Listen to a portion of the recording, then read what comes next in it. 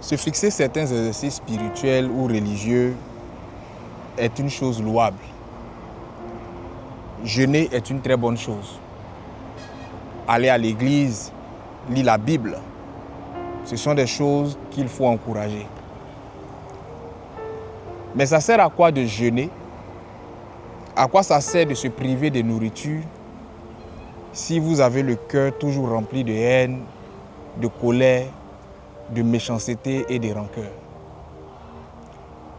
La véritable privation ne doit pas être la privation qui se résume au manger, au boire et à la sexualité.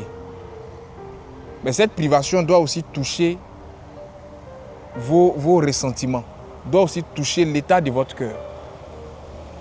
Si vous arrivez à vous priver de nourriture, si vous arrivez à vous priver de sexe, le temps d'un moment de jeûne, arrivez aussi à vous priver de colère, de méchanceté et d'hypocrisie, le temps d'un moment de jeûne, et je dirais même après le moment de jeûne.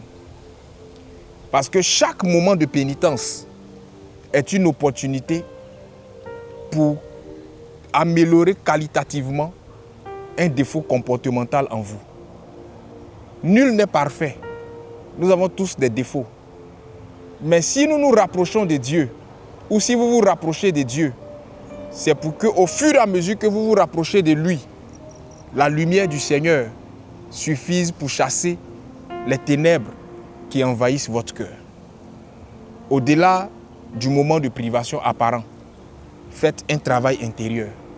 Faites un travail profond en vous, de telle sorte qu'au thème de ce temps de jeûne, au thème de ces moments de prière, on constate que vous avez changé positivement.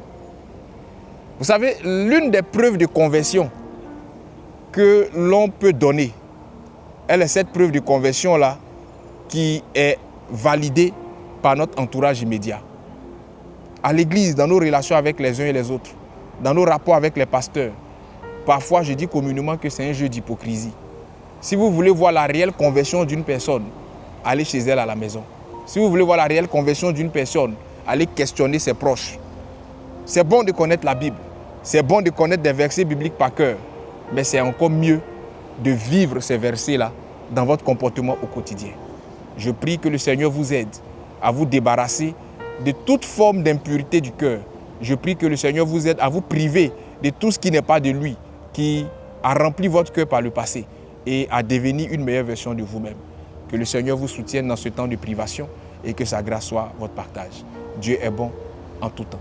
Shalom chez vous.